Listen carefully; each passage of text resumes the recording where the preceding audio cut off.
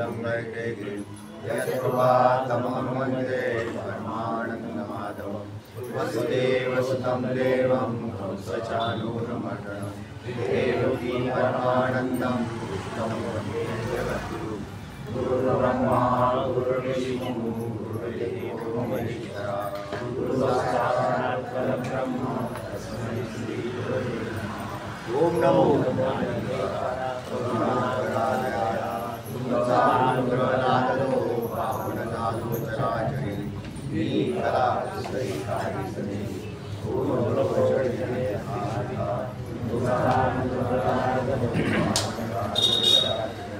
एका जनार्दनी तुमचा दास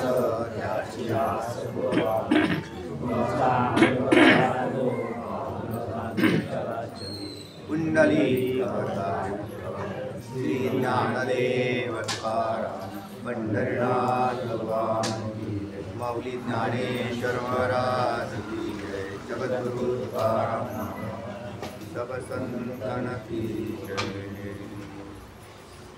43वा श्लोक 11वा अध्याय।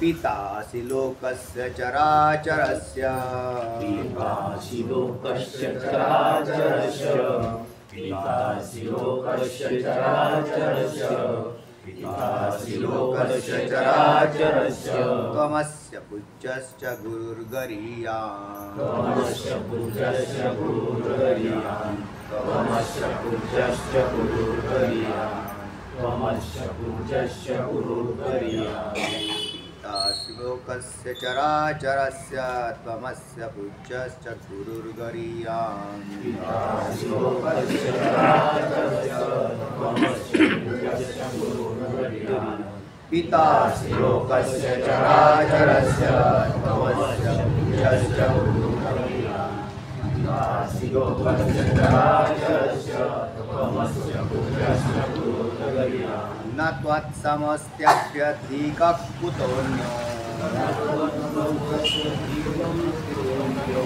न त्वत्समस्त्यप्यधिकः कुतोऽन्यो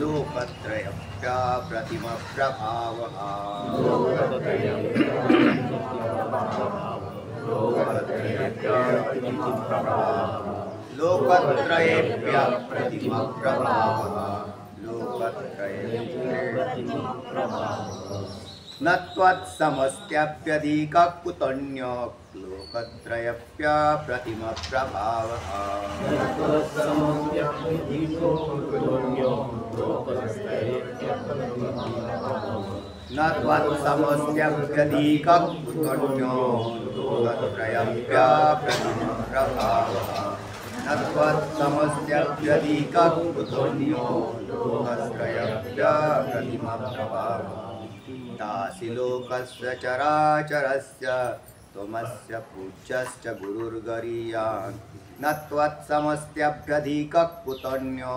लोकत्रयप्रतिमप्रभावः पितासि लोकस्य चराचरस्य त्वमस्य पूज्यश्च गुरुर्गरीयान् न त्वत्समस्त्यप्यधिकः कुतोऽन्यो लोकत्रयप्रतिमप्रभावः पितासि लोकस्य चराचरस्य त्वमस्य पूज्यश्च गुरुर्गरीयान् न त्वत्समस्त्यप्यधिकः कुतोऽन्यो पितासि लोकस्य चराचरस्य त्वमस्य पूज्यश्च गुरुर्गरीयान् न त्वत्समस्त्यप्यधिकः कुतोऽन्यो पितासि लोकस्य चराचर अस्य किंवा पिता असि असा पदही होत आहे। पिता असि लोक अस्य तर लोकस्यच करा। पिता असि लोकस्य चराचर अस्य किंवा चराचरस्य केलं तरी चालेल। त्वम अस्य आता इथं पदच्छेद अस्यचं करावंच लागेल। त्वम अस्य पूज्यः च गुरुः गरीयान् न त्वत्समः किंवा त्वम समः व्हायला पाहिजे तर त्वत्समः हेच निघेल त्यातलं। त्वत्समः तुझ्यासारखा अस्ति आभ्यधिकः कुतः अन्यः लोकत्रये अपि अप्रतिम प्रभावः। ऐका परत, पिता असि लोकस्य चराचरस्य त्वम् अस्य पूज्यः च गुरुः गरीयान् न तत्समः अस्ति अभ्यधिकः कुतः अन्यः लोकत्रये अपि अप्रतिम प्रभावः। सांग तुम्ही सांग। मला तरी इथं समजत नाही बाई का महाराज तिथं ते तो तिथं ते मूळ मंडपात त्वत्समः तमहा समच आहे ना तिथं, समोचा समहा, त्वत म्हणजे तुझ्यासारखा, सम म्हणजे सारखा, तुझ्यासारखा, आपण नाही म्हणत का तुझ्यासारखा, हा एकत्रित शब्द येतो ना आपण बोलताना, काय तुझ्यासारखा कोण आहे, तुझ्यासारखा त्वत्समहा, त्वत्समहा अस्ति अभ्यधिकः, तुझ्यासारखा असा अधिक तर कोणीच नाही, पण तुझ्यासारखा सुद्धा कोणीच नाही। तो तम पुढे काय भारत इथं निघाल का त्वत्समः अस्ति अस्ति अभ्यधिकः कुतः अन्यः लोकत्रये अपि अप्रतिम प्रभावः।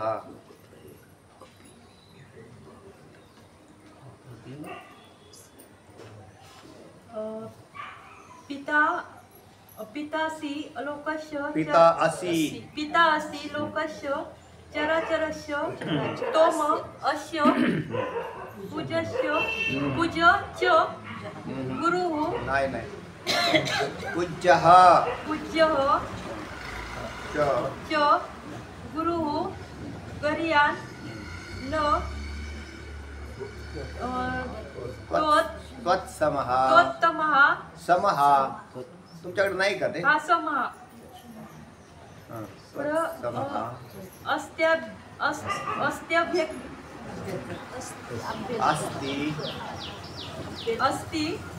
अभ्यधिकः सांगा लगडतंय। पिता असि लोकस्य चराचर अस्य त्वम् अस्य पूज्यः च गुरुः गरीयान् न त्वत् समः अस्ति। आता त्वत्समः हा एकत्रित आलाय, तू आणि सारखा असं न करता अर्थ कसा घेतलाय त्याचा, म्हणून त्याला त्वत्समः एकत्र उच्चारायचं। त्वत्समः अस्ति अभ्यधिकः कुतः अन्यः लोकत्रये अपि प्रतिम का अप्रतिम प्रभाव, म्हणजे त्याच्यासारखा, त्याला प्रतिमाच द्यायचा, प्रतिमया म्हणजे दृष्टांत, ज्याला दृष्टांत देण्यासारखाच नाही असा, म्हणून अप्रतिम। पितासी म्हणजे पिता, पण कोणाचा, तर चराचरस्य लोकस्य पिता असी, तू काय आहेत, तर या चराचर चर अचर लोकांचा पिता आहेस, असा सरळ अर्थ झाला। तू कोण आहेस, त्वम चराचरस्य लोकस्य पिता असी म्हणजे आहे, तू या चराचर म्हणजे जड आणि चेतन लोकांचा पिता आहेस, असा झाला। आणि पिता आहेस म्हणजे तो पूज्य भावाने अर्जुनाने या श्लोकाची रचना मुखातून आलेली अर्जुनाच्या, आणि तो पूज्य भाव असा आहे की भगवंताचं वर्णन करणाराच हाही श्लोक आहे। मागच्या श्लोकात काही बराचसा भाग जो आलता तो शरणागतीला धरून आला होता की माझ्याकडून चुकलं बरंचसं, कारण मला काही कळालंच नाही तू कोण आहेस म्हणून, तुझ्या आम्ही उगाच चेष्टा करत होतो, अशा प्रकारचा भाग मागच्या श्लोकामध्ये येऊन गेलेला आपण पाहिलेला आहे सगळा। आणि तू इतका मोठा असशील असं वाटलंच नाही, जोपर्यंत ज्ञान होत नाही तोपर्यंत मग जेव्हा कळालं त्यावेळेला मग तो मागच्या श्लोकात तसा विषय आलता की आम्ही तुझा काय म्हणून वापर नाही केला बुवा, कसा कसा केला, तू यायचा जायचा तर तुझ्याबरोबर आमचं वर्तन काय होतं, कसं वागायचो आम्ही. आणि आज असं लक्षात आलंय की तूच या विश्वाचा पिता आहेस. म्हणून मागच्याच लोकांमध्ये शरणागती केलेली आहे चांगल्यापैकी, आणि मागच्या आठवणींना उजाळा दिलेला होता की कसं कसं काय काय झालं तुझ्याबरोबर, कसे प्रसंग घडले, त्याच्या वेळेला कसं कसं वर्तन झालं आमच्याकडून. पण या सगळ्याची माफी मागितली अर्जुनाने. आणि माफी मागितली तर चांगली गोष्ट आहे, म्हणजे कळाल्यामुळं माफी मागितली. कळत नव्हत्या म्हणून चुका झाल्या. सगळ्यांच्या चुकांना कळताच होतात. कळाल्यावर चूक कशी होईल तेव्हा, आणि कळालं त्याला म्हणायचं की त्याच्यातून पुन्हा चूक उत्पन्न होऊ शकत नाही, त्याला कळालं म्हणतात. तर तेव्हा आता अर्जुनाला तर कळालं, पण आता मागच्या चुकांचा परिहार दिल्यानंतर आता अर्जुन म्हणतो, देवा खरंच तू काय आहेस, तर या संपूर्ण चराचर लोकांचा पिता आहेस असं आहे. तर सामान्य गोष्ट नाही. आणि बापाला उलटं बोलण्याची भाषा आम्ही वापरली मागच्याकडून आमच्याकडून चुका झाल्या, आम्ही तू आमचा बाप आहे असं कळालंच नाही. पिता आहेस म्हणून कळा. जर चराचराचा पिता आहे तर अर्जुनाचा पिता नाही का? तो अर्जुनाचा पिता आहे, कारण चराचरातच आपले हे देह राहतात.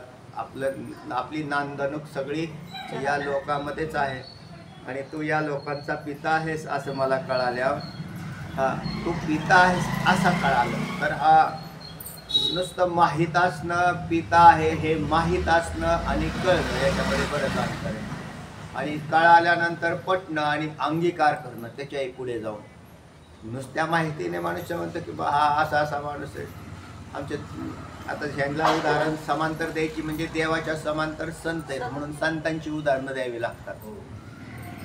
संतांचीच उदाहरणं का देतो तर देवाच्या समान कोण आहेत? संत आहेत. आणि संतांचे अनेक संत आपण आपल्या या सृष्टीमध्ये झालेले पाहिजे. त्यावेळेला सामान्य लोक संतांच्या बरोबर तरी व्यवहार कसा करतात? व्यवहार करतात म्हणजे हे आमचे सोयरे, हे आमचे दायरे, यांचा आमचा असा आहे, हे आमच्या जवळ राहतात, अशाच पद्धतीचा व्यवहार होतो. तर त्यांच्या स्वरूपाच्याकडून ते पाहतात, तेव्हा पाहत नाही, त्यांना त्याच्याशी त्याचा संबंधच येत नाही. किंवा जे जे काही असेल, एखादा शेतकरी संत असेल, झाले की पुष्कळ सगळे शेतकरीच होऊन गेले, पुढे कुठे धंदे पाणी होते आणखीन काही नवीन. शेतकरी संत असेल तर त्याला म्हणायचं आहे हे तर आमच्या दुकानात येतात बियाणं न्यायला, हे आमच्या त्याचा त्याला जरी परिचय असला तो तिकडून जरी असला, वैष्णव वारकरी जरी असला एखादा दुकानदार, तर आमच्याकडे येतात बा, कारण आमच्याकडं महाराष्ट्र सगळं आमच्याकडूनच खरेदी करतात असं म्हणजे त्याचा पाहण्याचा दृष्टिकोन कोणता आहे? तो सामान्य आणि सांसारिक अशा पद्धतीचा असतो. आणि त्याची उंची त्या व्यक्तीला समजू शकत नाही. आणि याला कारण असते की त्या व्यक्तीची जी बुद्धिमत्ता असते आणि त्याच्याबरोबर ज्या पद्धतीने ओळख झालेली असते ती ओळख समोर येत असते. ती ओळख सोडून दुसरी ओळख नसते. म्हणून संतांच्या बाबतीतही असंच आहे. आणि देवाच्या तर सरळ सरळ अर्जुनाचं आणि देवाचं उदाहरण आहे, कारण ह्यांच्याबरोबर देवाच्या सानिध्यात येणारे बाकीचे ह्यांनी कुठे देवाला ओळखलेलं होतं. तेव्हा एवढा महाभारत घडलं, त्याच्यामध्ये हा कृष्णाचीच भूमिका आहे का नाही? तर कृष्णाचा सगळ्यांशी संबंध आहे ना. असं नाही की बा हे कृष्ण माहितीच नाही आम्हाला कोणाला, पण कृष्ण ओळखला कुणी तेव्हा.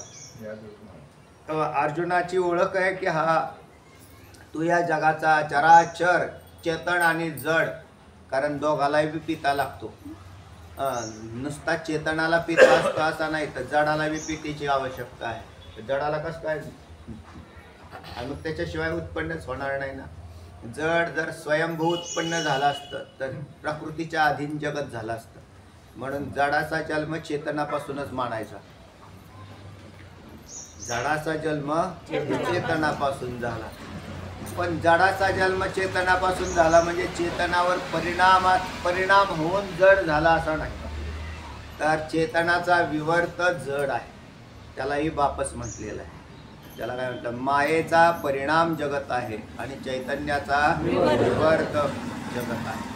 हा जो ईश्वर भाव जरी असला आणि तो मायेत प्रकट होत असला तरी मायेच्या ईश्वर भावाचा ईश्वरावरती कोणताच परिणाम होत नाही. त्याच्या जडपणाचा कुठलाच परिणाम होणार नाही. म्हणून जसाच्या तसा आता आपल्याला ईश्वराने विश्वाची उत्पत्ती केली, त्याच्या चराचराची उत्पत्ती त्यानेच केली आणि तो पिता झालेला दिसतो. आणि मायेला माता केलं या कारणे मी पिता महत ब्रह्म ये माता अपत्य पंडुसुता जगडंबरू ना काय म्हटले श्लोक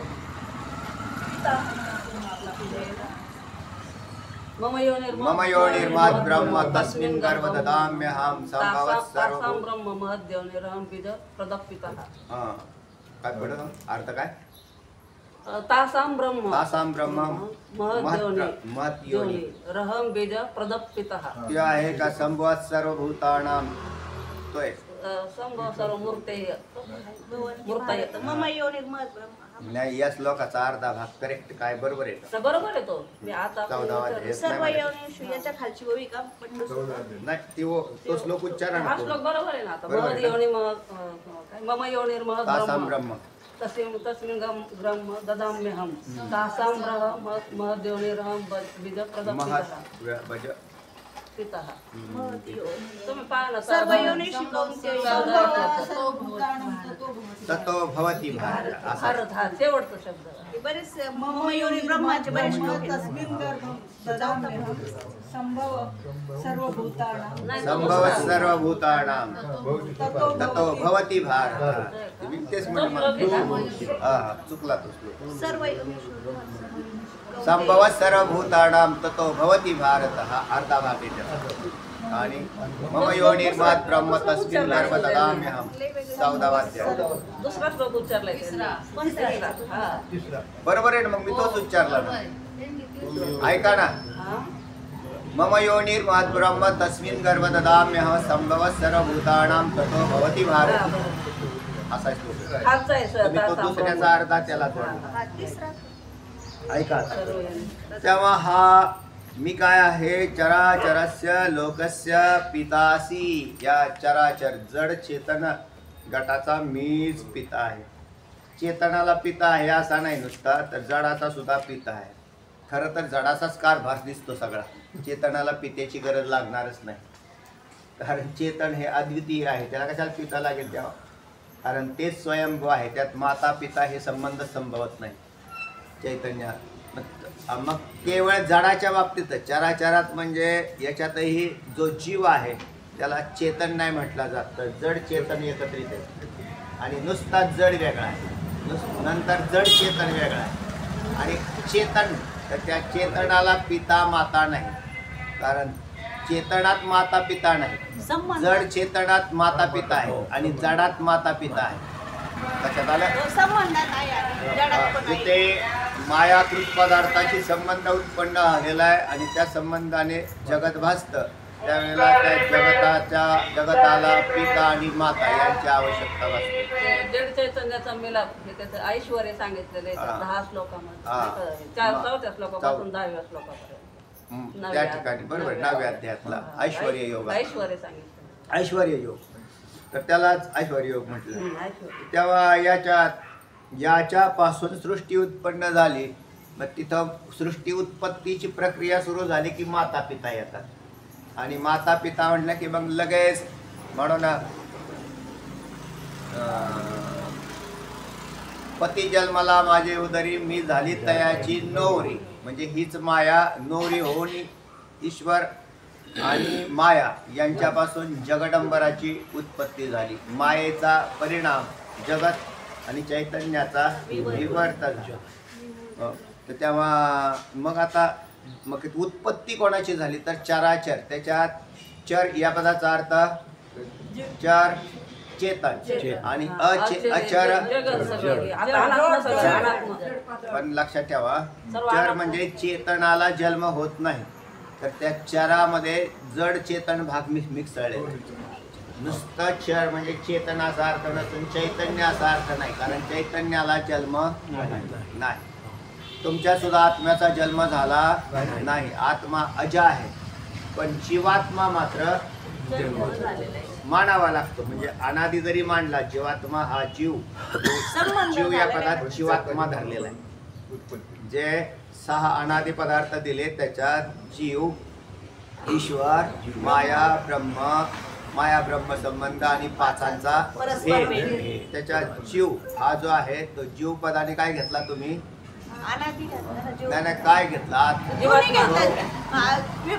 विभाग घेतला ना, जड चराचराचा. आणि हा, चेतन दोन्ही घेतलं ते. असं आहे ते. चैतन्य नाही. दोन्ही आलं. हा, तर जड आणि चेतन या दोघांना जीव असं म्हटलेलं आहे. नाही तर मग अनादि कोण आहे, तर अनादि जे मूळचं चैतन्य आहे ते इथे जीव पदात नाही धरायचं. मग तिथे जड आणि चेतन हे अनादि गट झाला आणि त्या जीवाला मोक्ष देऊन ब्रह्मस्वरूपाच्या ठिकाणी निघेल. तर तेव्हा हा या चराचराचा तू पिता आहेस हे मला आत्ता चांगलं उमजलेलं आहे. मग याच्या आधी मी जरी देव मानत असेल, आता इथं प्रत्यक्ष भगवंतच अवतार रूपाने अर्जुनाच्या समोर उभे येतात आणि हे विशेष प्रेम आहे.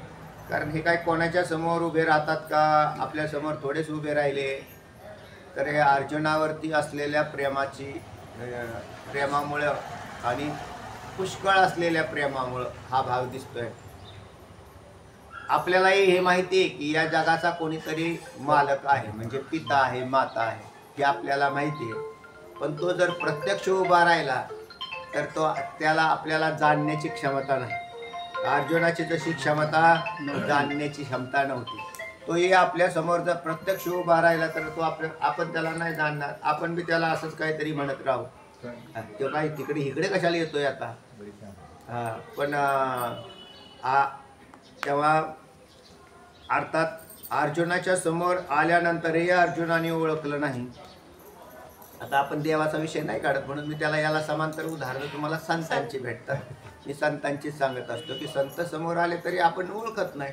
ते म्हणले का बरं, ते माणसासारखेच दिसतात. आणि देव भगवान श्रीकृष्ण कशासारखा दिसत होता, जनावरासारखा थोडाच होता, तो माणसासारखाच होता. असा थोडीफार त्याच्या वैशिष्ट्यामध्ये भिन्नता होती.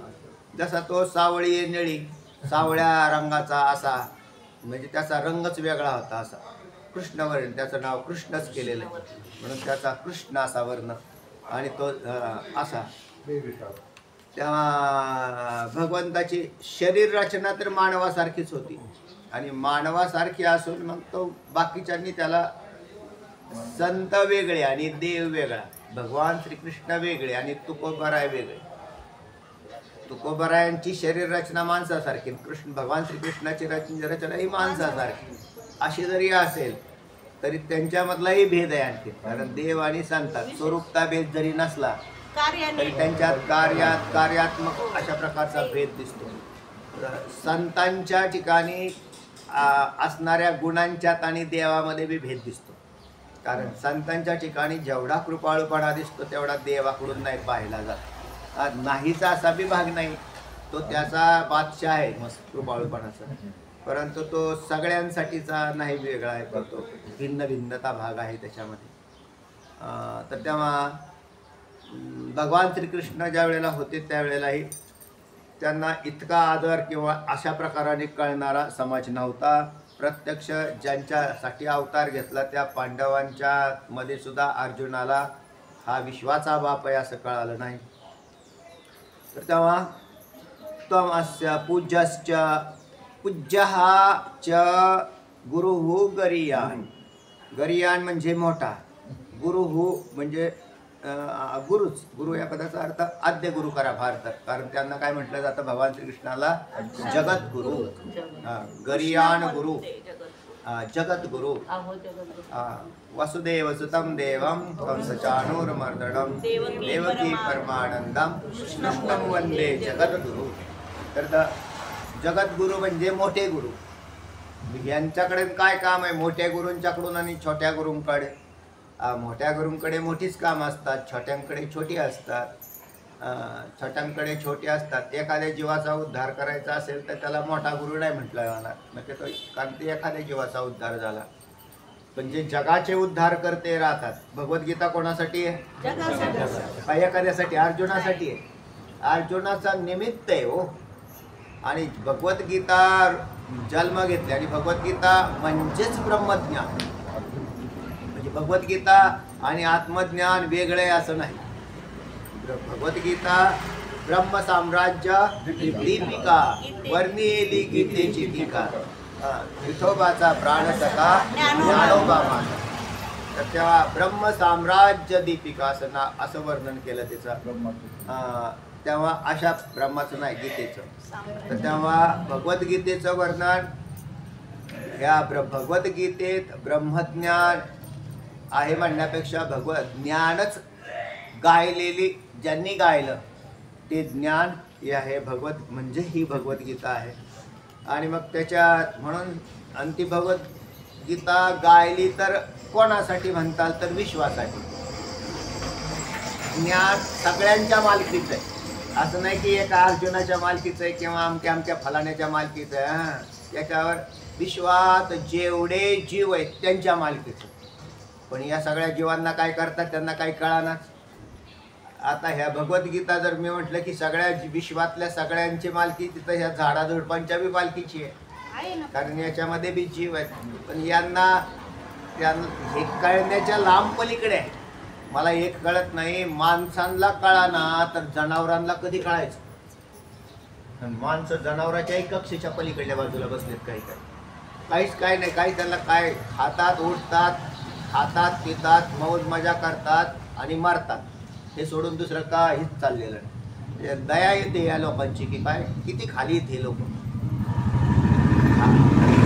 खाली या पदाचा अर्थ त्या बुद्ध्यांक इतका खाली आहे की नुसता भोगामध्ये त्यांना त्याच्यामध्ये आनंद वाटतोय. भोग मिळाला बस म्हटले देव सुद्धा देवधर्म सांदी पडले सकळ विषयी गोंधळ गाजत असे तुकोबराय म्हणतात. देवधर्म सांदी पडले. तर अशा प्रकाराने खाली गेले. वास्तविक हा मोठेपणा कळण्यासाठी एक प्रकारची अशा प्रकारची पुण्याई अर्जुनाकडे तयार झालेली दिसते. आणि त्या पुण्याईने हा म्हणतो देवा तू या विश्वाचा सगळ्यात मोठा गुरु आद्य गुरु आहेस. गुरुर गरियान शिवाय आद्य गुरु कसं म्हणता येईल की याच्यापासूनच वेद झाले. आणि वेद कोणाचे? काही माणसांचे, ठराविक माणसांचे का ब्राह्मणांसाठीच वेद झाला असं आहे का? सगळ्यांसाठी सर्वांसाठी झाले. पण तुम्ही ब्राह्मणच व्हायनात. तुम्हाला ब्राह्मण होण्याचा अधिकार आहे का नाही? तुम्ही व्हा ना ब्राह्मण, कारण ब्राह्मण झाल्याशिवाय मुक्त होणारच नाही तुम्ही. ते म्हणजे ब्राह्मण म्हणजे काय करायचं? नुसतंच वेशांतर करायचं असा अर्थ नाही. तर बुद्धी ब्राह्मणासारखी ब्रह्माला जाणणारी बुद्धी झाली की तो ब्राह्मण होतो. झाला संपला विषय. आता ब्रह्माला जाणणारी बुद्धी कशी होईल? काही बी अवांतर खाल्ल्यावर नाही होणार. ज्याचे खाणच गलिच्छ आहे, ज्याची वर्तणूक गलिच्छ आहे, तो देवाला कसा कळेल? म्हणून त्याच्यामध्ये इथून बांधण्याला सुरुवात केली. संप्रदायाने सगळ्यांसाठी खुला ठेवला. जगात अनेक धर्म आहेत. कोणत्याही धर्मीयांनी यावं आणि वारकरी व्हावं. कोणत्याही धर्मीयांनी यावं. झालं का नाही? त्याला वारकरी होता येईल. ते काय किती ओपन आहे हो. आणि मग त्याने काय करावं? काही नाही, गीतेचा अभ्यास करावा आणि मुक्त व्हावं. बाकी काही नाही केलं तरी चालेल. आणि करतात बरं. आज जगामध्ये ज्यांना ज्यांना हे कळालं किंवा तत्वज्ञानाशिवाय मोक्ष होत नाही, जगत सत्य नाही, जगत मिथ्या आहे आणि ज्ञानाने मोक्ष होतो आणि ते ज्ञान भगवद्गीतेत आहे. म्हणून नुसता धर्मग्रंथ करत बसण्यापेक्षा हे ज्ञान विश्वाने घ्यावं. तुम्हाला काय कला काय कुठलंच नामकरण नाही बी झालं काही अडचण नाही. ते ज्ञानच जाईल ना सगळीकडे. तो ज्ञानाने पाहायला लागेल. ही जर दृष्टी तयार झाली तर तो मुक्त होऊन जाईल. म्हणून भगवद्गीतेचा जन्म जगासाठी झाला आणि वेदांचा करता त्याने जन्माला घातलेला ही भगवद्गीता. म्हणून भगवद्गीतेतलं ज्ञान वेदातून आलं. वेद कोणी निर्माण केला? यानेच निर्माण केला. म्हणून यांना आद्य जगद्गुरु असं म्हटलं. आद्य गुरु झाले ना. जगद्गुरु का म्हटलं? कृष्णं वंदे जगद्गुरु का म्हटलं? तर यांनी या वेदाला जन्म दिलेला आहे. याच्यापासून वेद झाला. म्हणून निश्वासी जन्म झाले वेदराशी. तर याच्याच पासून जन्म झाला. आणि मग तुकोबरायांना का जगद्गुरु म्हटलं? त्यांनी पण वेदाचा अर्थ सांगितलाच ना. वेदाचा तो अर्थ आम्हासीच ठावा. वेरांनी वाहवा भार माता सांगून या तुकोबरायांनी ज्या गाथेची निर्मिती केलेली त्या गाथेमध्ये ब्रह्मज्ञानाशिवाय ब्रह्मज्ञान नाही असं कसं हो? ब्रह्मज्ञान कारण पण गंमत अशी त्याची त्यांनी एक थोडासा बदल केलेला दिसतोय वेदामध्ये आणि गाथेमध्ये. कर्माचं जे प्राबल्य होतं तिकडे कर्माचं प्राबल्य 80% होतं वेदामध्ये. तुकोबारायांनी 80% उपासनेला केलं आणि 16% कर्म भागात टाकून 4% ज्ञान जसंच्या तसं ठेवलं. म्हणजे ते तुकोबारायांच्या गाथेमध्ये जर आपण पाहिलं तर तुम्हाला संपूर्ण गाथेमध्ये जास्तीत जास्त भक्तिभाव म्हणजे उपासनेला महत्त्व दिलं. आणि मग उपासनेला महत्त्व असं कसं काय दिलं? तिकडे तर वेदात कर्माला महत्त्व दिलं. तर आपण ज्या कालात राहतो म्हणजे कलियुगामध्ये राहतो, त्या कलियुगामध्ये जसे कृतत्रेता, द्वापार आणि कलियुग. प्रथम युग होतं ते सत्ययुग होतं, दुसरं तपयुग होतं, तपाचं महत्त्व जास्त होतं. आणि तिसऱ्या याच्यामध्ये या सेवेला महत्त्व होतं ना. द्वापारे कृते ध्यायतो विष्णू द्वापारे परिचर्याणाम नाही कृते ध्यायतो विष्णू त्रेतायाम यजते मुखे द्वापारे परिचर्याणाम कलौतत हरिकीर्तनात असं म्हटलंय. कलौतत हरिकीर्तनात म्हणजे कलियुगामध्ये महत्व कशाला आलं? संकीर्तन आणि नाम संकीर्तन. पण नाम संकीर्तन हीच उपासना आहे. म्हणून तुकोबारायांनी या कलियुगात अवतार घेऊन त्याच वेदाला उपासनेत कन्वर्ट केलेलं दिसतं. म्हणजे 80% उपासना जी आणली ना ती त्याच्यासाठी आणली. म्हणून तुकोबाराय जगद्गुरु ठरले. तुकोबाराय वेदाचाच भाग त्याच्यातून आला. आणि मग तुकोबारायांची गाथा कोणासाठी? वारकऱ्यांसाठी. एवढे बी संकोचित नाही. विश्वासाठी. विश्वाचे ज्यांनी वाचले की ते वारकरी होतातच. त्यांना वारकरी व्हा म्हणायची काही गरज नाही. तुम्ही वारकरी व्हा, आपाप होतो तो. कारण त्याला ते कळालं.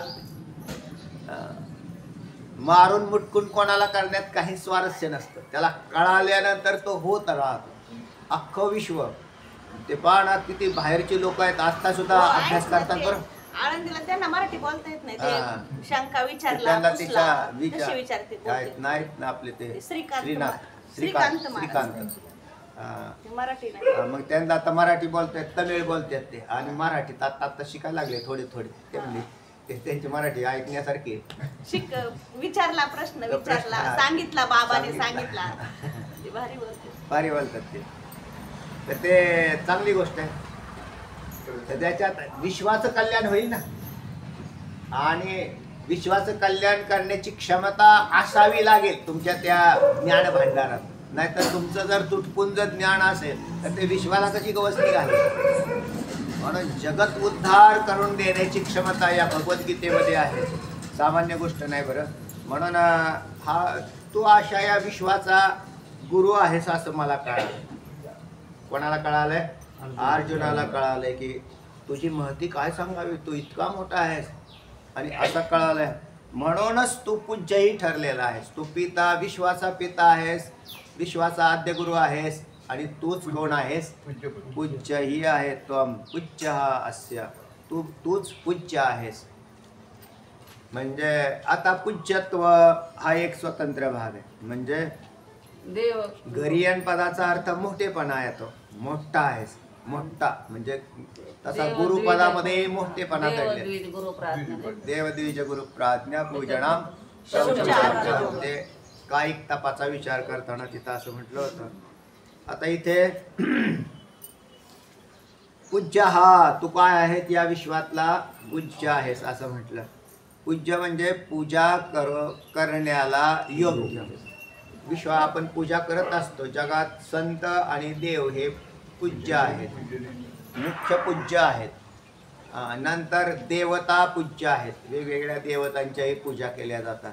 मुख्य देव पूज्य आहे, संत पूज्य आहेत, देवता पूज्य आहेत.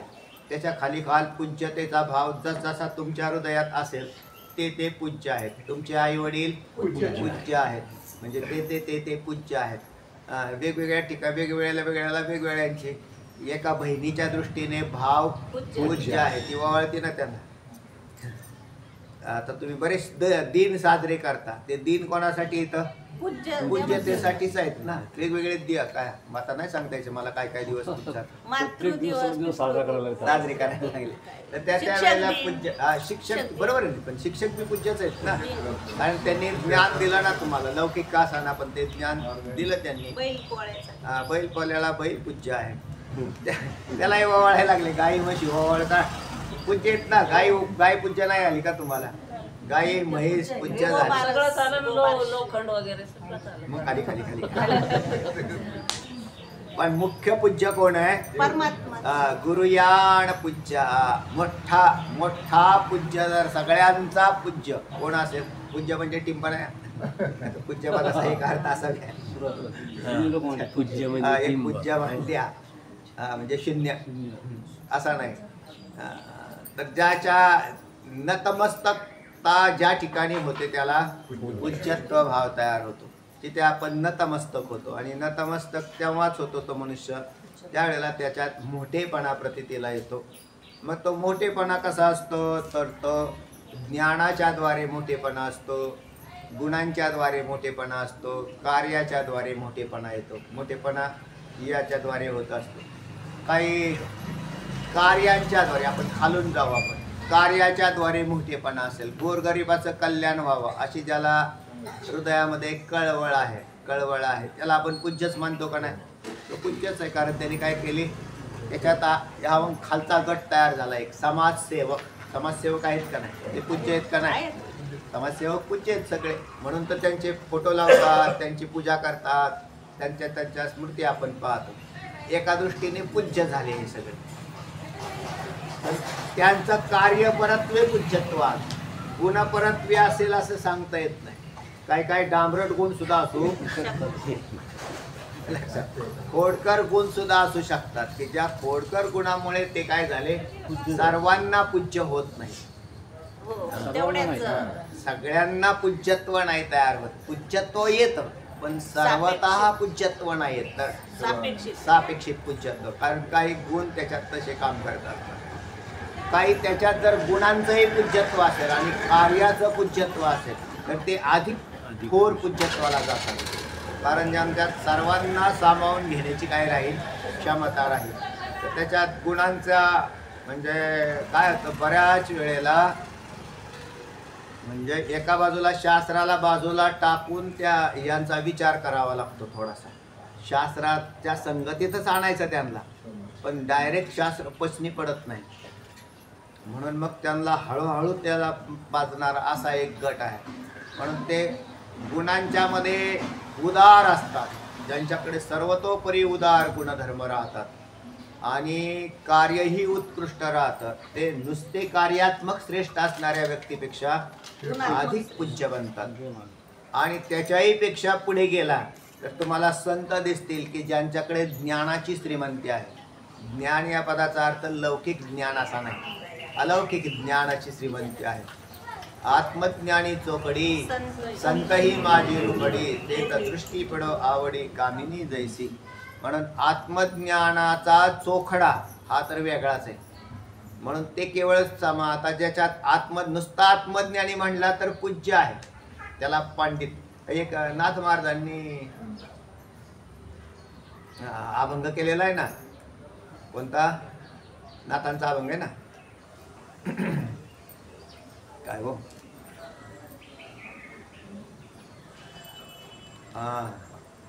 सहस्त्रब्राह्मण, गावंडे सहस्त्र ब्राह्मण, गावंडे सहस्त्र ब्राह्मण. आठवणा ना, आता बरेच दिवस म्हटलंच नाही. ब्राह्मण सहस्त्र जेव घातले. हा त्यातलंच आहे ते. पाहता पुण्यदेशीचा एकची जाण. पुण्य मालिका ना, मालिका आहे ना, मालिका. हा तर तुम्हाला चित्र बोलतो तुमच्यात आहे का गातांची ग्रंथसंपदा मालिका आहे का? ग्रंथसंपदा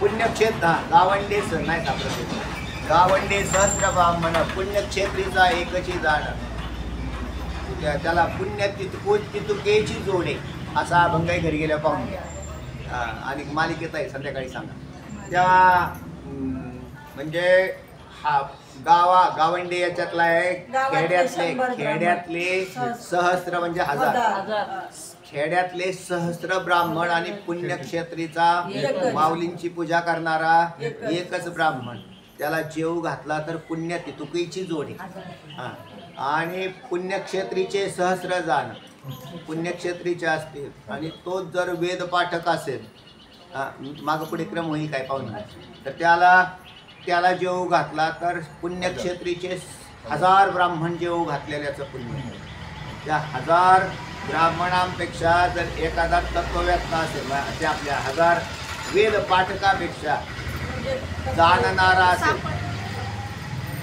जाणणारा असेल तर आता याला क्रम सापडेल पहा गावंडे सहस्र ब्राह्मण तृप्त केली या भोजन पुण्यक्षेत्राचे एकची जाण सुकृत तितुकेची जोडी बरोबर ऐसे पुण्यक्षेत्रीचे दशशतक म्हणजेच 1000 तृप्त केली या वेद पाठक बरोबर बोललो होते म्हणजे वेद पाठक तर पाहता सुकृता तितुकेची जोडी असे सहस्र वेद पाठक तृप्त केली या एक तत्वज्ञानी म्हणजेच पंडित असं म्हटलं इथं तर तो ते एका पंडिताला जेव घातलं जेव वेदाचा अभ्यास केलेला आहे त्यांनी मुक्त नाही बरं का अभ्यास करणारा हा त्या 1000 वेद पाठकाच्या बरोबर एक पंडित ब्रह्मज्ञानी पुरुष म्हणजे नुसता तत्वाचा अभ्यास केलेला त्याला काय म्हटलेलं आहे पंडित असं म्हटलेलं आहे किंवा पंडिताचं लक्षण जसं केलेलं आहे पंडात्मविषयक बुद्धी ही पंडित हा तर असं केलं तरी चालेल तैसेची पंडित सहस्र तृप्त केली या संन्याशी देख एक संन्याशी यांनी सर्वस्वाने त्याग केलं आता इथला संन्याशी काय क्षेत्रात राहणारा असा संन्याशी तो काय झाला सुकृत तितकेची जोडी म्हणजे पुण्य तितकंच मिळतं असे सहस्र संन्याशी म्हणजे 1000 संन्याशी आणि त्याच्याबरोबर एक परमहंस संन्याशी हा सुकृत तितकेचे असे सहस्र परम संन्याशी आणि एक ब्रह्मज्ञानी म्हणजे ब्रह्मज्ञानी हा खाली आणलेला आहे त्यांनी तर तैसाची ब्रह्मज्ञानाची मांडणी जोडे सुकृत तृप्त करणे एका ब्रह्मवेत्या म्हणून वरती पंडित पदाचा अर्थ सामान्य वेदाचा अध्ययन केलेला असा पंडित केलाय त्यांनी नाथांनी आणि ब्रह्मवेत्ता स्वतंत्र केला पण असेही ब्रह्मवेत्ते हजारो जरी असतील 1000 नाही नुसतं उपमा देता ब्रह्मवेत्याशी पाहता ब्रह्मांडी नाही त्याशी बरोबर आहे पण तृप्त केली या ब्रह्मवेत्याशी हरिहर तृप्त एक ब्रह्मवेत्ता तृप्त केला तर हरी आणि हराला भोजन घातलेले असेल ऐसे वेत्या परंपार नये नामधारका बरोबर पण नामधारक आहे बरं का म्हणजे आपल्याला असं वाटेल चुकून की आपण नामधारक तर आपण नामधारक नाही कारण तुम्ही स्वप्नात काय काय पाहता तर तेव्हा तुम्ही स्वप्नात नामस्मरण करता का दिवसाच नाही करत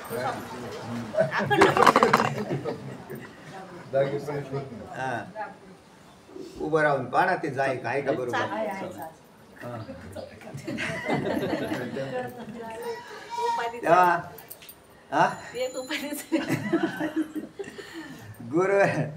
गुरु गरियाण हा सगळ्यांचा काय आहे गुरु आहे आपला मूळ विषय असा चाललाय आणि हा याची काय की मोठी महिमा असला पाहिजे तो अर्जुनाला कळाला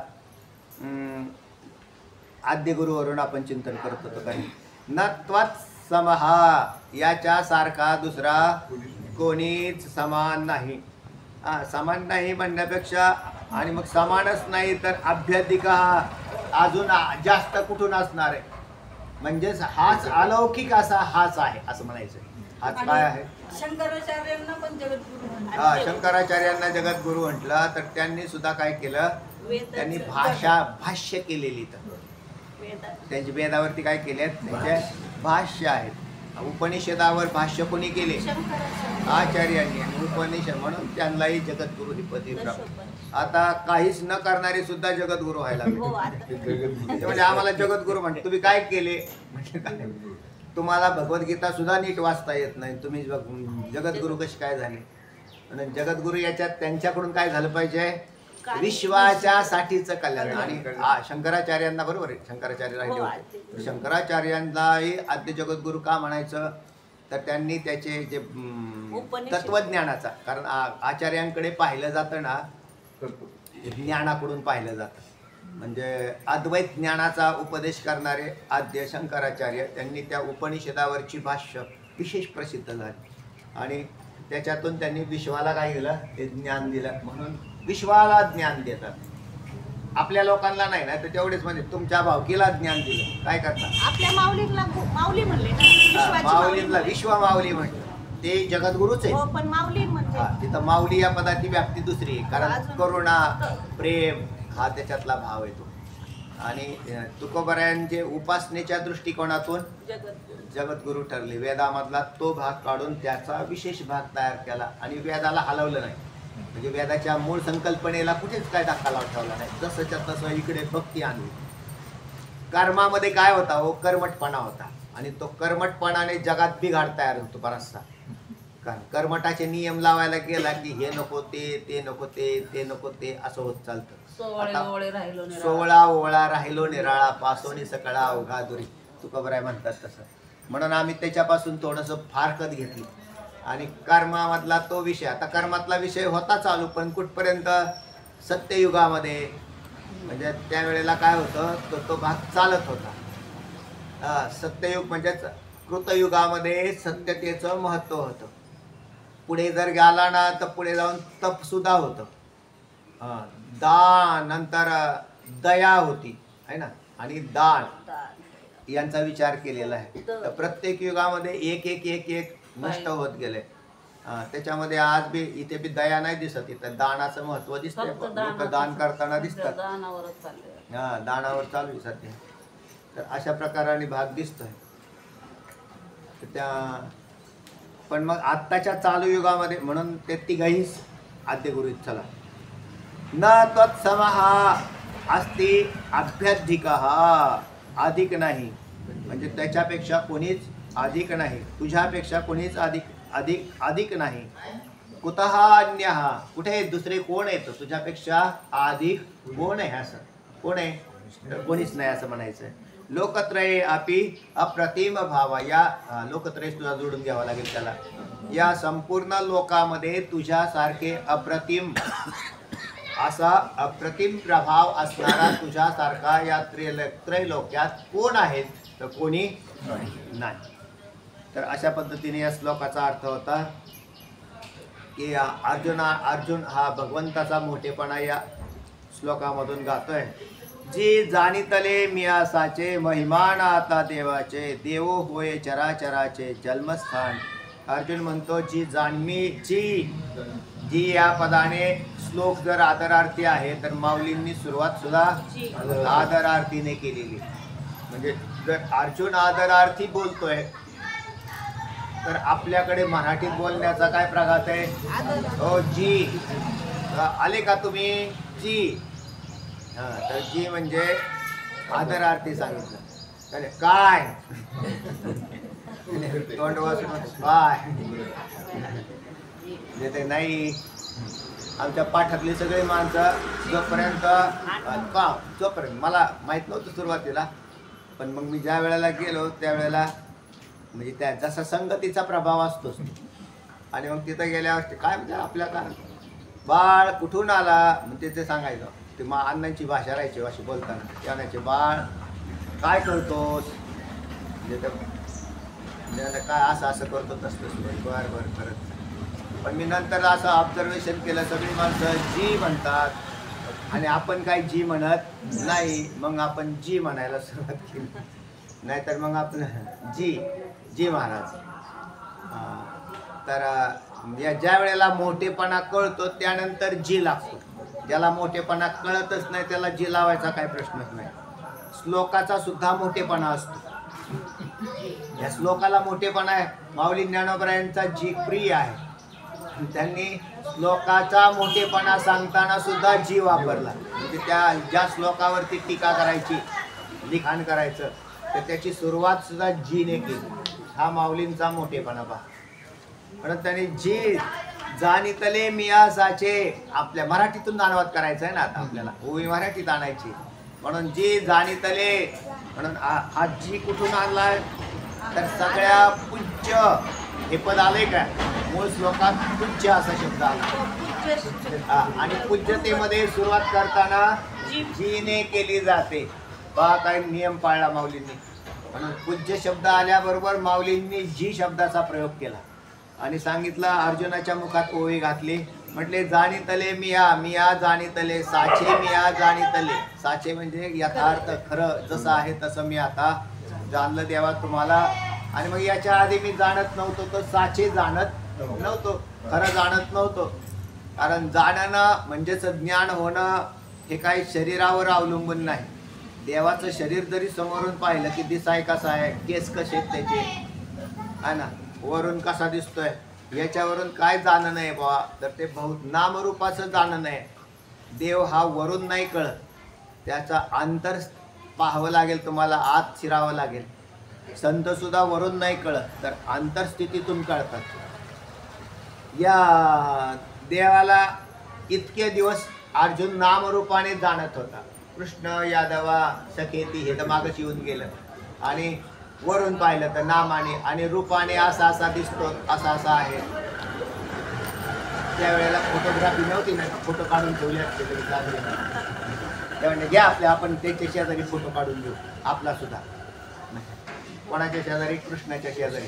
नाही तर लगेच अर्जुनाने फोटो काढून घेतले असते. त्यावेळेला नव्हते फोटोग्राफी.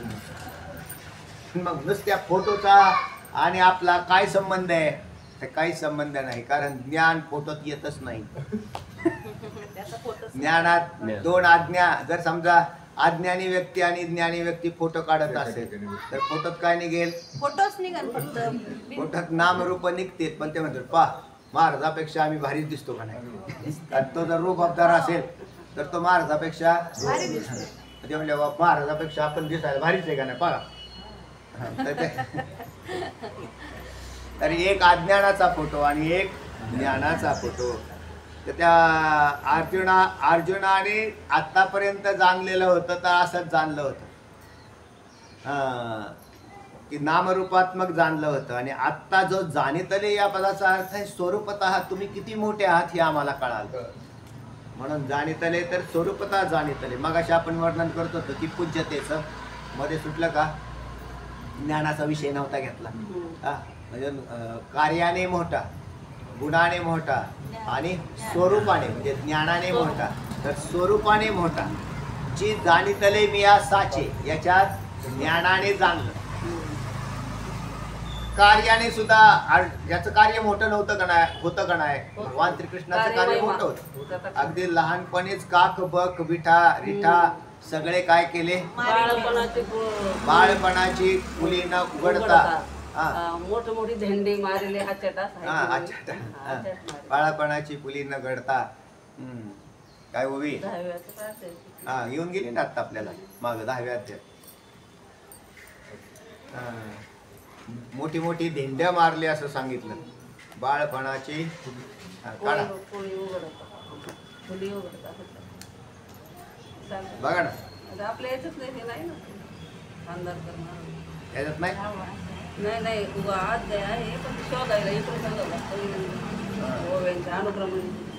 अनुक्रमाने का पाहिजे.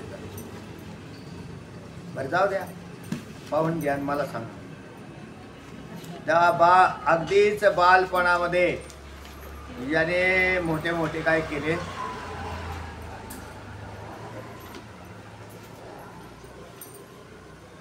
तशी सहज असं जी नाही. कोणत्या श्लोकाच्या खाली आली,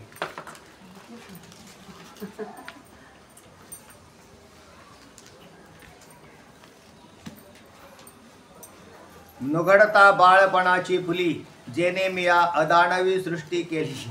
करी गिरी धरुणी उमानिली महेंद्र महिमा कालिंदीचे हृदय शल्य फेडिले. 10वा अध्याय 289. जो देवकी वसुदेवास्तव झाला खाली गेले वर कुमारीसाठी गोकुळी गेला, तो मी प्राणाय सकट प्याला पुतणे ते नुगडता बाळपणाची फुली, जेने मी या अदानवी सृष्टी केली, करीगिरी धरोणी उमानिली महेंद्र महिमा, कालिंदीचे हृदय शल्य पेडिले, मेने मी या जळत गोकुळ राखिले, वासुरुवासाठी लाविले वीरांची शपिशे, प्रथम दशेचे पहाटे माझी कंसाईसी आचाटे, खाली आली महाधेंडी अवचटे लेळाची नाशिली. तर हे बालपणामध्ये केलेल्या या सगळ्या गोष्टी 37व्या श्लोकाच्या खाली आलेल्या आहेत. त्या दिवशी घेतलेला ओवी. तर तेव्हा वृष्णीनाम वासुदेवस्मी पांडवानाम धनंजय मुनीनामप्यम व्यास कवीना भूषणा कवी. तर अशा प्रकारे बाळपणा नुगडता बाळपणाची फुली, जेने मी या अदानवी सृष्टी केली, करीगिरी धरुणी उमानिली महेंद्र महिमा. चला, एकंदरीत काय हो, लहानपणामध्ये याच्या ज्या काही कार्य घडलं भगवान श्रीकृष्णाचं हे अर्जुनाने पाहिलेलं होतं. कार्य महिमा म्हणजे कार्य महिमा माहीत होता, कार्य महिमा माहीत होता, गुण महिमाही माहीत होता. गुण महिम्यातून काय का कार्य महिम्यातून कळाला हा देव असला पाहिजे, किंवा तरी सुद्धा अंतर्गत जोपर्यंत ज्ञानाने जाणलं नाही तोपर्यंत देव ओळखला जात नाही. नुसत्या कार्यावरून काय, नुसताच मारामारी करतो म्हणजे देव का? नाही, मग तो याला मार सामर्थ्याचं त्याला सामर्थ्य. मार त्याला मार, शक्तीचं सामर्थ्य आहे. ते म्हणजे काय होते, नुसतेच मारामारी करतात. ते म्हणजे काहीतरी मिळवलेलं असलं पाहिजे त्यांनी, मागाच्या जन्मात तपश्चर्या करून काहीतरी मिळवलेलं आहे म्हणून तो काय करतोय, मारतोय. पण त्याचे काही गुणधर्म पाहिले तर भलतेच खोडकर होते. मग त्या खोडकर गुणांकडे पाहिल्यावरती हा देव आहे अशी कोणाला वाटायला बी अवघड होतं. काय हो ह्याच म्हणून चोऱ्या करतो, माऱ्या करतो, कुठं काय करतो. बस संत तो गुणधर्म सुद्धा दिसून नाही राहिले तिथे. संत आमचे तसे नाही आहेत म्हणून तिथं त्याच्यात असा आता राहता राहिला विषय कोणता गुणाचा कोणता राहिला, मोठेपणातला ज्ञानाचा विषय राहिला. जे जाणाने याचे गावी गुरुत्वाचे आचार्य आचार्यपदी. जे सकळ गुह्यांचा गोसावी पवित्रा राव पवित्रा राव अशा पद्धतीने त्याच्या काय. खाली श्लोक आहे तो हा. आचार्याचा. तर त्या या भगवंताला अर्जुनाने आता जाणलं तर ज्ञान, आणि ते ज्ञानाने कसं जाणलंय म्हणतात तर याचा हा प्रभाव की हा या विश्वाचा जनिता आहे. असा जसा अभंगामध्ये काय म्हटलं, विश्वाचा यशोदेशी म्हणे जनिता माता. यशोदेशी म्हणतो माता, विश्वाचा जनिता यशोदेशी म्हणतो माता. तर त्या या संतांनी सुद्धा याला असा जाणला. आणि आता अर्जुन असा जाणतोय की साचे जाणतो, कारण महिमान सांगायचंय ना, महिमान आता देवाचे. तर भगवंताचा महिमा म्हणजेच स्वरूप महिमा, गुण महिमा आणि कार्य महिमा. तर या सगळ्या बाबतीत अर्जुनाने तिथे हात घातलेला आहे. अर्जुन म्हणतो देव होय चराचरीचे जन्मस्थान, म्हणजे हे देव हा चराचराचं जन्मस्थान आहे. चर आणि अचराचं देव हा जन्मस्थान आहे. म्हणजेच आई बी आहे आणि बाप बी आहे, दोन्ही बी आहे. वर पितासी म्हटलेलं जरी असेल तर पितासी असं म्हटलं, पितासी म्हणजे पिता. पण इथं जन्मस्थानातून आई बी घोषित झाली. हाच या विश्वाची आई आहे. माया आई आहे ना, माया नाही का आई, तर माया जड आहे म्हणून जड कधी आई होत नाही. जडाशिवाय आई होत नाही, पण जड आई होत नाही. कारण जडात जोपर्यंत ईश्वर भाव नसेल तर ते जड आईपणाला प्राप्त होत नाही. जड कधी आई होणार नाही. दगडापासून दगड कधी फुटत नाही. माणसांचे लेकरं होतात, पक्ष्यांचे पिल्ल होतात है ना, झाडाचे बीज होऊन रोप बनतात, तिथे आईपणाला प्राप्त झाले ते. पण त्याच्यात चैतन्य वास नसेल तर बीज आई होणार नाही. नुसता याचं कुठं काय होणार आहे, तेव्हा त्याच्यापासून अंकुर उत्पत्ती नाही होणार, कारण त्याच्यात चैतन्य वास्तव्य आलं पाहिजे चैतन्याचं. म्हणून ज्या झाडाला फळं तयार झाली त्याच्यात बिया तयार झाल्या, आणि त्या बिया तयार झाल्यानंतर त्याच्यात ज्या वेळेला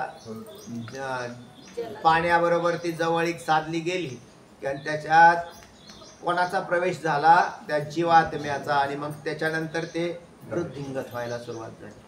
तोपर्यंत नाही तर त्याला मग जडपणाची पदवी प्राप्त आहे. म्हणून सगळ्या चराचराचं, जसं हे वनस्पती उगवताना दिसतात, मग त्याच्यातही त्याचं चराचराचं बीजस्थान तोच आहे.